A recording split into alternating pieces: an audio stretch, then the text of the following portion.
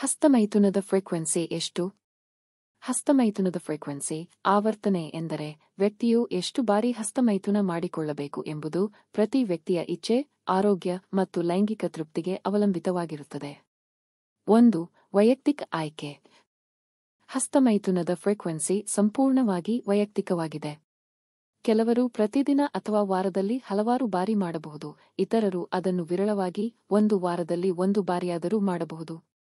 ಹಸ್ತಮೈಥುನ ಮಾಡುವ ಅವಧಿಯನ್ನು ಆಯ್ಕೆ ಮಾಡುವುದು ಒಬ್ಬೊಬ್ಬರ ಭಾವನೆ, ಇಚ್ಛೆ ಮತ್ತು ತೃಪ್ತಿಯ ಮೇಲೆ ಅವಲಂಬಿತವಾಗಿರುತ್ತದೆ. 2. ಆರೋಗ್ಯದ ಮೇಲೆ ಪರಿಣಾಮ. ಹಸ್ತಮೈಥುನವನ್ನು ಹೆಚ್ಚು ಮಾಡುವುದು ಅಥವಾ ಕಡಿಮೆ ಮಾಡುವುದು ಆರೋಗ್ಯಕ್ಕೆ ಪ್ರಭಾವ ಬೀರುವುದಿಲ್ಲ, ಆದರೆ ಇದು ಬೌದ್ಧಿಕ ಮತ್ತು ದೈನಂದಿನ ಜೀವನದ ಇತರ ಚಟುವಟಿಕೆಗಳನ್ನು ತೊಂದರೆಯಿಲ್ಲದೆ ನಡೆಸಲು ಇಚ್ಛಿತರಾಗಬೇಕು. ಅತಿ ಹೆಚ್ಚು ಅಥವಾ ಅತಿ ಕಡಿಮೆ ಫ್ರೀಕ್ವೆನ್ಸಿ ಆಯ್ಕೆ ಮಾಡುವುದಕ್ಕೆ ಪ್ರೇರೇಪಿಸುವ ಏನು ಕಾರಣವಿಲ್ಲ. 3. ತಮ್ಮದೇ ಆದ ಶರೀರದ ಜೊತೆ ಹೊಂದಾಣಿಕೆ. ತಮ್ಮದೇ ಆದ ದೇಹದ ಮುಖ್ಯಾಂಶಗಳ ಬಗ್ಗೆ ಏನು ಸೂಕ್ತವೆಂಬುದನ್ನು ಪ್ರತ್ಯೇಕವಾಗಿ ಅರಿತುಕೊಳ್ಳುವುದು ಮುಖ್ಯವಾಗಿದೆ. ಪ್ರತಿಯೊಬ್ಬರ ದೇಹವು ವಿಭಿನ್ನವಾಗಿ ಪ್ರತಿಕ್ರಿಯಿಸುತ್ತದೆ, ಆದ್ದರಿಂದ ಫ್ರೀಕ್ವೆನ್ಸಿ ಕೂಡ ವೈಯಕ್ತಿಕವಾಗಿರುತ್ತದೆ. ತಮ್ಮದೇ ಆದ ದೇಹದ ಪ್ರತಿಕ್ರಿಯೆಗಳನ್ನು ಗಮನಿಸಿ ಫ್ರೀಕ್ವೆನ್ಸಿ ಅನ್ನು ಹೊಂದಿಕೊಳ್ಳಬಹುದು. 4. ನೈಸರ್ಗಿಕ ಇಚ್ಛೆಗಳು. ಹಸ್ತಮೈಥುನದ ಫ್ರೀಕ್ವೆನ್ಸಿ ಸಾಮಾನ್ಯವಾಗಿ ವ್ಯಕ್ತಿಯ ಲೈಂಗಿಕ ಇಚ್ಛೆಗಳೊಂದಿಗೆ ನೇರ ಸಂಬಂಧ ಹೊಂದಿರುತ್ತದೆ. ಹೆಚ್ಚಿನವರಿಗೆ ಲೈಂಗಿಕ ಇಚ್ಛೆಗಳು ಹೆಚ್ಚು ಎಚ್ಚರವಾಗಿರುವಾಗ ಹೆಚ್ಚು ಫ್ರೀಕ್ವೆನ್ಸಿ ಇರುವ ಸಾಧ್ಯತೆಯಿದೆ.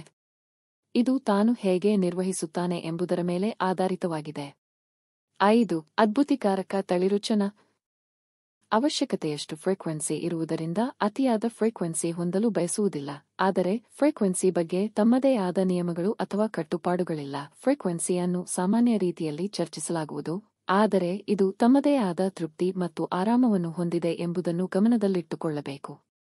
ಸಾಮಾನ್ಯವಾಗಿ ಹಸ್ತಮೈಥುನ ಫ್ರೀಕ್ವೆನ್ಸಿಯನ್ನು ಯಾರೊಬ್ಬರೂ ನಿರ್ಧರಿಸಬೇಕಾದ ಅಗತ್ಯವಿಲ್ಲ, ಅದು ತಮ್ಮದೇ ಆದ ವೈಯಕ್ತಿಕ ಇಚ್ಛೆ ಮತ್ತು ಅಗತ್ಯಗಳಿಗೆ ತಕ್ಕಂತೆ ಸೂಚಿಸುತ್ತವೆ. ಫ್ರೀಕ್ವೆನ್ಸಿ ಆರೋಗ್ಯಕರ ದೈಹಿಕ ಮತ್ತು ಮಾನಸಿಕ ಜೀವನದ ಭಾಗವಾಗಿದೆ.